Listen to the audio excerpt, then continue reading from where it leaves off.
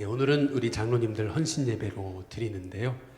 오늘은 조금 장로님에 관한 말씀을 좀 나눠야 되기 때문에 장로님이 아니신 분들은 좀 소외될 수도 있지만 내게 주시는 음성이다 이렇게 생각하고 여러분들이 말씀을 받으시면 되겠습니다.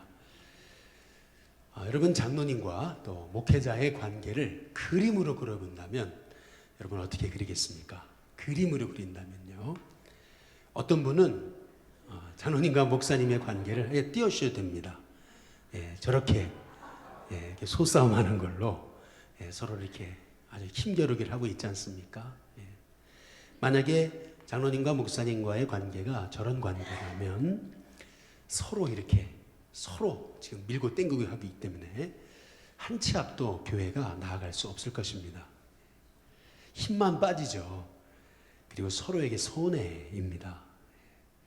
꼭 다시 한번 띄워보시죠. 그거요. 우리 소싸움하는 그림 다시 한번 띄워주시면 꼭 요새 정치인들 같습니다. 그렇지 않습니까? 교회가 이렇게 세상 정치하듯이 목사님과 장로님의 관계가 이렇게 되면 안 됩니다. 두 번째 그림 한번 보여주시겠습니다. 뭐 이거 초상권 침해가 될 수도 있는데 여러분 만약에 우리 가운데 있는 사람이 목사님이라면 옆에 남자는 장로님, 옆에 여자는 우리 성도님이 될 것입니다. 만약에 가운데 있는 사람이 쓰러지면 어떻게 됩니까? 함께 어깨동무를 하고 있기 때문에 가운데 사람이 쓰러지면 옆에 사람도 쓰러지는 겁니다. 또 우리 장로님이 쓰러지면 목사님도 쓰러지는 거고 성도님이 쓰러지면 장로님과 목사님도 함께 쓰러지는 겁니다. 이게 교회 우리 직분자 우리 목사님, 장로님, 성도님과의 관계 이렇게 서로 어깨동무를 한 그런 관계가 아닐까라고 하는 그런 생각을 하게 됐습니다. 그래서 오늘 저와 여러분이 함께 나눌 말씀은 한번 따라해 보겠습니다. 장로의 사명, 사명에 관한 말씀을 좀 나누고자 하는데요. 어떤 일을 한 사람이 이렇게 맡게 되면은 그 일에 대해서 내가 무엇을 하는 것이 바로 내게 맡겨진 사명인가? 내가 어떤 일을 맡았다면 그 일에 있어서 내게 제일 중요한 일이 뭘까? 이것을 아는 것은 굉장히 중요한 것입니다. 우리 장로님들 뭐 오래 장로님 생활하셨기 때문에 뭐 어려운 말씀은 아닙니다. 힘든 말씀 또 모르는 말씀 아니죠.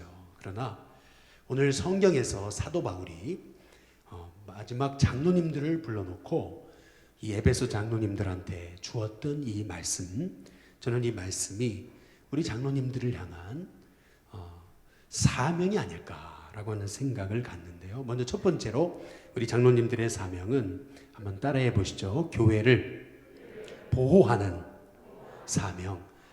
교회를 어떻게 하는 사명이요? 보호하는 사명이 있다라는 겁니다. 우리 사도행전 20장 한번 28절에 한번 같이 읽어보겠습니다. 같이 있습니다. 함께 있습니다. 시작. 여러분은 자기를 위하여 또는 온 양떼를 위하여 삼가라. 성령이 그들 가운데 여러분을 뭐로 삼았어요? 장로님들은 감독자다라는 것입니다. 감독자로 삼고 하나님이 자기 피로 사신 교회를 보살피게 하셨느니라. 여기 보면 하나님이 자기 피로 사신 교회를 어떻게 했다고요? 보살피게 하셨다. 다시 말하면 하나님이 자기 피로 사신 교회를 보호할 사명이 우리 장로님께 있는 것입니다. 한번 따라해 보시죠. 하나님이 자기 피로 사신 교회.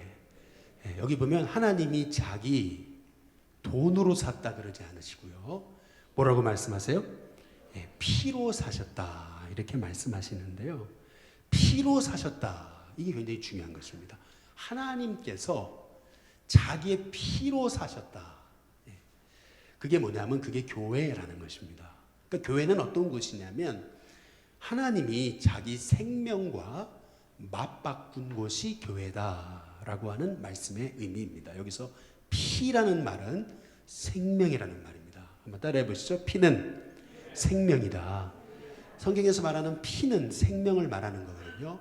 그래서 하나님이 자기 피로 사셨다는 얘기는 하나님이 자기 생명과 맞바꾼 곳이 교회다라는 얘기입니다. 여러분, 생명보다 사람에게 소중한 게 있을까요? 생명보다 소중한 게 없습니다. 그런데 하나님이 자기 생명과 교회를 맞바꿨다라는 얘기는 그만큼 교회가 하나님께는 생명 같은 곳이라는 것입니다. 이 교회가 하나님께는 자기 피만큼, 생명만큼 소중한 곳이 교회라는 것입니다. 그래서 이 교회가 우리 하나님께는, 예수님께는 그렇게 소중한 곳이에요. 그런데 그 소중한 교회를, 하나님이 자기 피로 사신 교회를 장로님들께 보살피게 하셨다는 것입니다. 보살피게. 그러니까 이 교회가 바로 서도록 장로님을 감독자로 세워서 이 교회가 아주 건강하게 세워지도록 하나님은 보호자로 세우셨다는 말입니다. 자녀들을 낳죠. 그러면 그 자녀들에게 있어서 부모는 보호자입니다. 그래서 어떻게 하든 간에 그 자녀들이 잘 되게끔 부모가 보호해 주는 거 아니겠습니까? 마찬가지로 우리 장로님들은 교회를 보호할 사명이 있는 것입니다. 여기 영락교회 가시면 어떤 장로님이 6.25 때 교회를 지키다가 결국에서는 이렇게 순교당한 그 기념비가 있지 않습니까? 그 기념비가 말하는 게 뭐죠? 이 장로님은 자기 생명과 교회를 맞바꾼 것입니다. 어찌 본다면 우리 장로님들께 좀 과격한 말씀인지 모르지만 그 정도로 내 생명과 교회를 맞바꾼다. 우리 주님처럼 그런 마음을 가지고 우리 교회를 보호하실 그런 사명이 우리 장로님들께 있다는 것입니다. 두 번째로 우리 장로님들의 사명이 뭐냐 하면 그것은 주님의 영광을 위해서 교회를 세울 사명이 있습니다. 이 말이 무슨 말이냐면 한번 따라해 보겠습니다. 주님의 영광을 위해서. 교회를 우리 장로님들께 보호할 사명이 있다면 그것은 나의 영광이 아니라, 자기 영광을 위해서가 아니라, 자기 영광을 위해서 교회를 감독하고 교회를 보호하는 게 아니라, 자기 영광이 아니라 하나님의 영광을 위해서 해야 된다는 것이거든요. 이 말의 의미가 뭐냐면 거기 사도행전 20장 29절을 한번 보시겠습니다. 9절에 보면 한번 같이 읽어보겠습니다. 같이 있습니다. 함께 있습니다. 시작. 내가 떠난 후에 뭐가요? 네, 사나운 이리가 여러분에게 들어와서 그 양떼를 어떻게 한다고요? 아끼지 않을 것이다. 사도 바울이 말하거든요. 그러면 여기서 말하는 사나운 이리가 뭐죠? 한번 따라해 보시죠. 이단 세력. 여기서 사나운 이리란 초대교회의 사나운 이리들, 이단 세력들을 말하는 겁니다. 초대교회를 넘어뜨리려고 조용히 들어와 가지고 초대교회에 이상한 다른 복음들을 심어 놨던 그 이리들, 그거를 한번 따라해 보시죠. 사나운 이리. 사도 바울은 그게 사나운 일이라고 표현하는 것입니다. 여기서 사나운 일이란 초대교회를 근간부터 흔들어 놓았던 이단들을 얘기하는 거거든요. 그런데 한번 그 다음 절을 보십시오. 그런데 한번 30절 같이 한번 읽어보겠습니다. 같이 있습니다. 함께 있습니다. 시작. 또한 여기다가 보십시오. 여러분 중에서도 이렇게 바울이 말하고 있습니다. 여기서 말하는 여러분은 누구냐면 누구죠?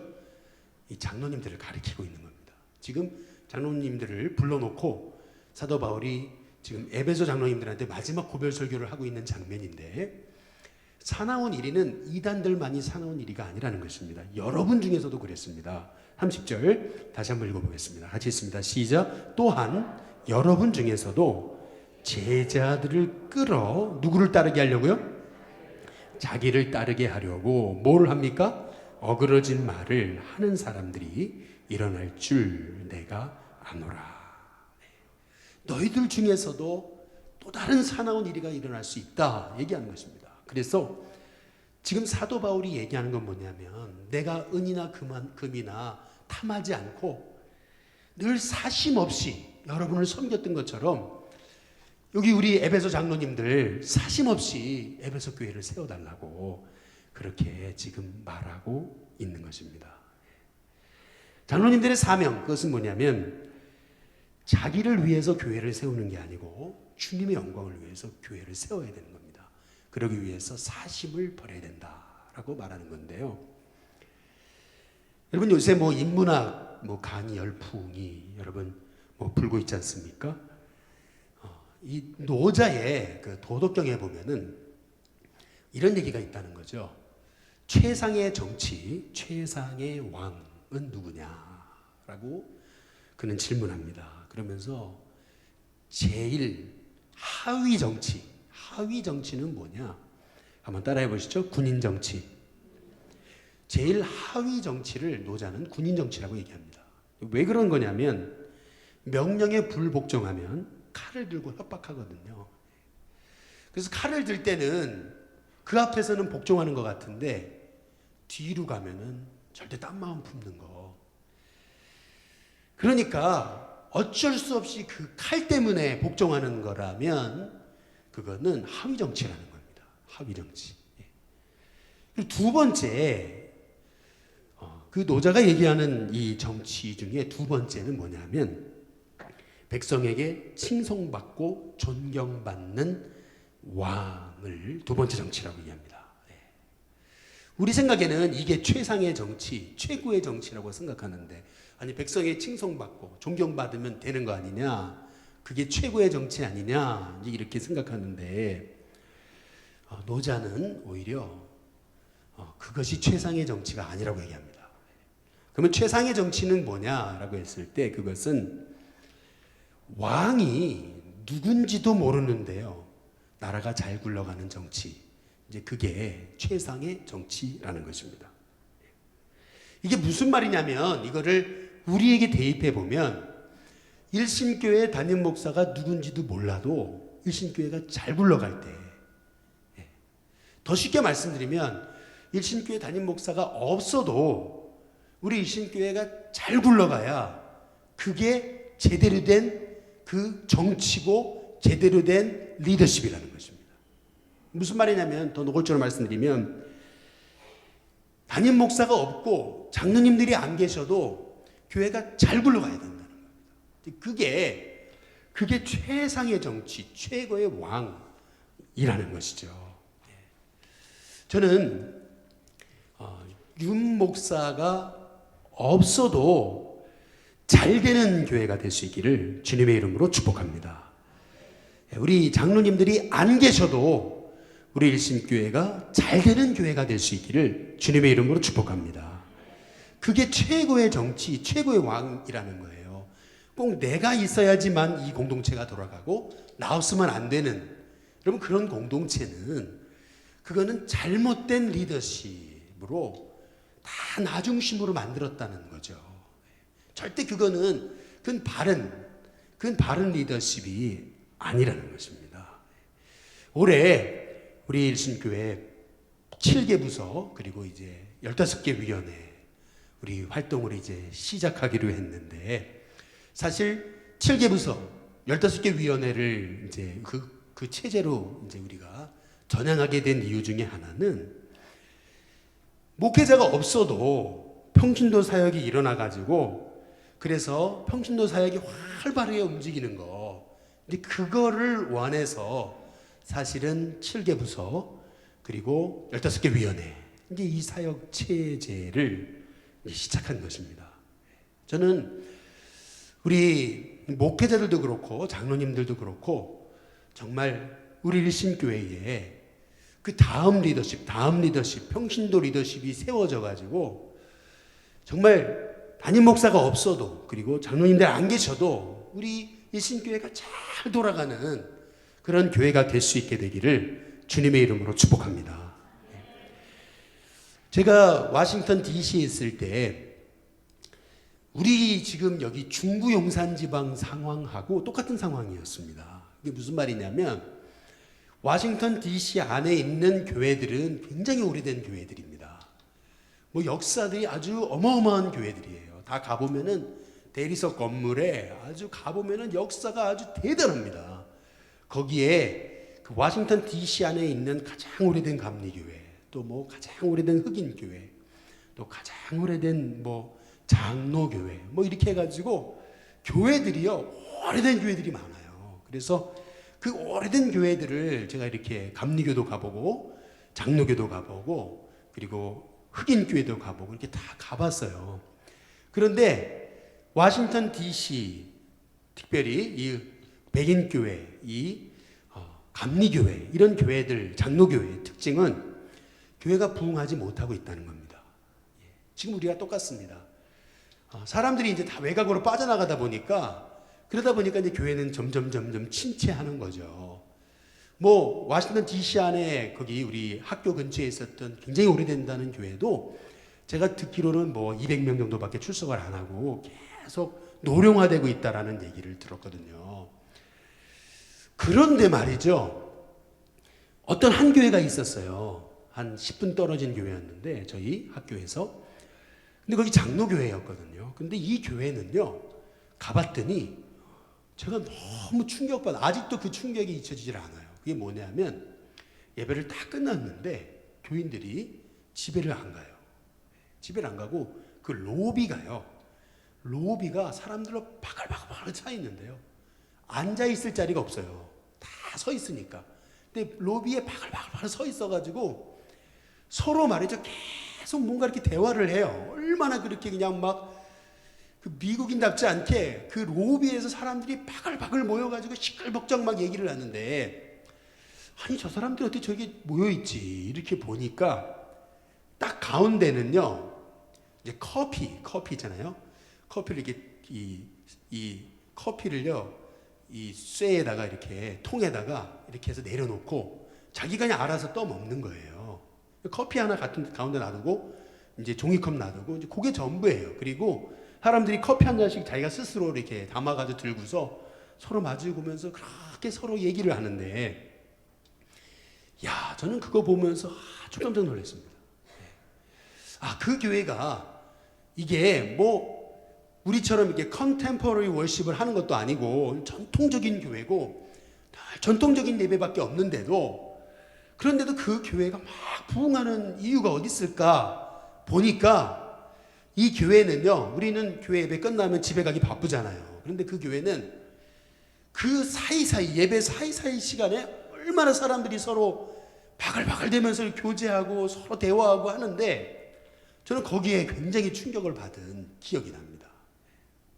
그래서 우리 수요예배나 금요예배 때 이렇게 보면은 예배 드리러 오면 우리는 있을 곳이 여기 사무실하고 본당밖에 없잖아요. 추우니까. 그런데 이제 저쪽 우리 카페, 저쪽 우리 식당 쪽이 생겼는데, 저 들어오는 곳만이라도 조금 따뜻하게 해서 거기라도 좀 교인들이 예배 전에 앉아서 얘기도 하고 끝나고 얘기하고 그랬으면 어떨까라는 그런 생각을 저는 가끔씩 해봅니다. 왜 그런 거냐면, 교회는요 쓸쓸한 교회가 되면 안 됩니다. 교회는 한번 따라해 보시겠습니다. 시끌벅적, 들썩들썩, 바글바글. 여러분, 이게 교회의 모습이어야 된다는 것입니다. 아마도 이제 그 교회가 이렇게 예배 끝나고 막 교제하고 하는 것을 누군가 뒤에서 이렇게 섬기는 사람이 있겠죠. 그런데 이렇게 보니까 평신도들이 같이 뒤에서 이렇게 섬겨주는 사람이 분명히 있기에 저는 그것이 가능하다고 생각합니다. 저는 우리 일신교회가 특별히 우리 장로님들을 중심으로 해서 정말 한 사람 한 사람 신실한 일꾼들이 세워지는 우리 일신교회 됐으면 좋겠습니다. 정말 우리 목회자와 장로님들만이 아닌 온 성도가 다 정말 교회를 위해서 내가 어떻게 하면 섬길까, 그래서 정말 교회가 목회자가 없어도 잘 굴러가는 그런 교회가 될 수 있게 우리 장로님들이 힘써 주시기를 주님의 이름으로 축복합니다. 마지막 세 번째로 우리 장로님들의 사명은 뭐냐면, 수고해서 약한 자를 뭐 하는 겁니까?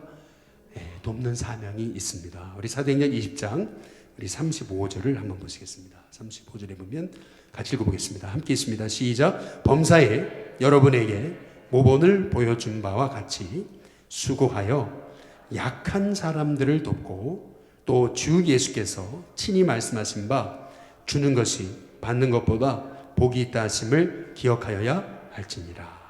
여기 보면 한번 따라해 보시죠. 수고하여 약한 사람들을 돕고, 수고해서 약한 사람들을 돕고 그랬는데, 여러분 이거를 우리가 알아야 됩니다. 그게 뭐냐면, 사람은요 이렇게 여기 한번 보시죠. 이게 보세요. 이게 위로 올라갈수록 여기 하고요, 이 위에서 내려다보면 이게 잘 안 보입니다. 이 사람이 위로 올라갈수록 밑에가 안 보이는 겁니다. 이게 무슨 말이냐면은, 사람은요 이 높은 자리에 올라갈수록 이 밑에가 안 보입니다. 여러분 대통령만 탓할 게 없는 거예요. 왜냐하면 사람이 높은 자리에 올라가면요 이 밑에를 몰라요. 이 중간 사람들이 잘해야 되는 거거든요. 사람이 위로 올라가면 외로워져요. 외로워지고 위로 올라가면 올라갈수록 이게 안 보입니다. 이게 안 보여요. 이게 이 담임 목회도요, 이 담임 목사가 돼 보니까 이 성도들 한 분 한 분의 형편이 잘 안 보여요. 안 보이는 겁니다. 우리 장로님들 똑같아요. 권사님일 때는, 집사님일 때는 몰랐는데 딱 장로님이 되시고 그러면은 더 저 밑에 있는 사람들을 섬겨야 되는 거예요. 더 밑에 있는 사람에게 관심을 가져야 된다는 것입니다.